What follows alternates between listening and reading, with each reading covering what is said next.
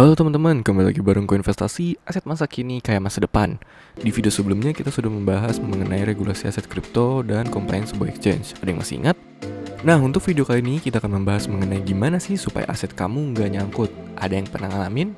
Pasti kesel banget kan kalau udah capek-capek trading tapi malah nggak bisa diambil. Untuk menghindari hal tersebut, kamu harus memperhatikan likuiditas exchange. Apa sih likuiditas exchange itu? Terus apa hubungannya regulasi dan legalitas exchange terhadap likuiditas? Sebelum mulai, jangan lupa di like, komen, dan subscribe channel Koinvestasi. Mari kita mulai.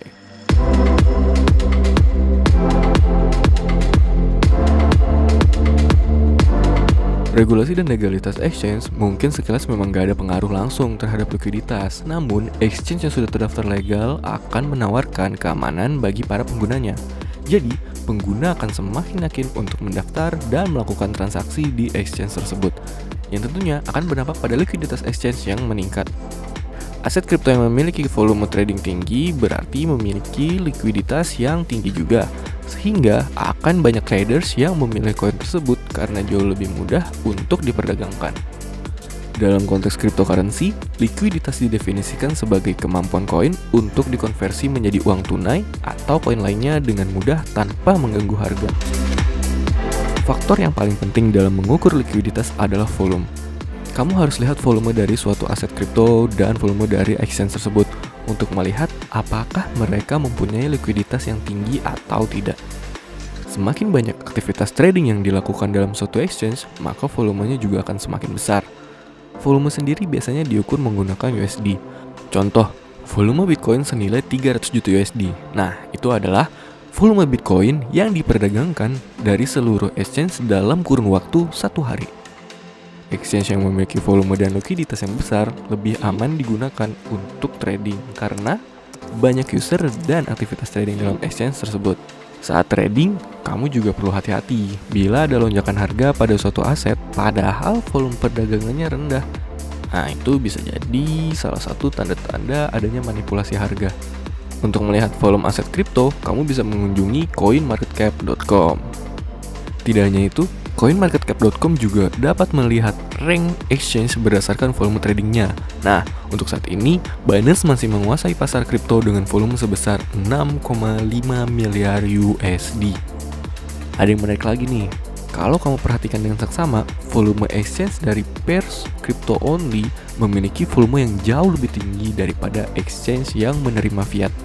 Kenapa bisa demikian? Karena satu koin dapat memiliki beberapa pesanan trading. Misalnya, Bitcoin dapat diperdagangkan dengan mata uang fiat dan koin lainnya. Jadi, kalau kamu mau beli Bitcoin pakai USDT, kamu harus research dulu nih, exchange mana yang memiliki volume trading pair BTC USDT dengan likuiditas yang tinggi. Perlu diingat bahwa melihat likuiditas suatu exchange saja tidaklah cukup. Kamu juga harus melihat likuiditas pair yang kamu mau sebelum melakukan trading. Exchange dengan pairs crypto to crypto memiliki likuiditas yang lebih tinggi dibanding dengan pair crypto to fiat. Hal ini dikarenakan pairs crypto to fiat memiliki segmen yang terbatas. Contoh, pairs BTC IDR hanya bisa ditradingkan di Indonesia, tidak bisa digunakan di negara lain. Setelah tahu exchange mana dengan likuiditas yang tinggi, sekarang kita mau membahas bagaimana kamu bisa memaksimalkan profit kamu. Kamu juga harus cek exchange mana dengan biaya transaksi yang gak akan ngurangin profit kamu. Misalnya nih, kamu trading di exchange yang menawarkan gratis biaya deposit, tapi trading fee-nya, biaya taker dan makernya bisa sampai 0,50%. Lumayan banget kan? Sedangkan di toko kripto, kamu hanya dikenakan biaya 0,20% tiap trading fee-nya. Baik taker ataupun maker, toko kripto menyebutnya sebagai flat fee model. Kecil kan?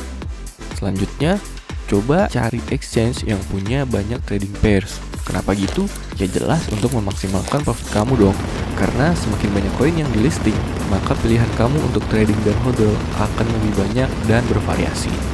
Dari video kali ini, kita bisa tarik kesimpulannya adalah saat kamu memilih exchange, kamu harus melihat legalitas exchange dan likuiditas dari sebuah exchange tersebut. Exchange yang sudah terdaftar di Bapepti pasti sudah melewati rangkaian audit dari Bapepti dan pastinya lebih aman daripada exchange yang belum terdaftar.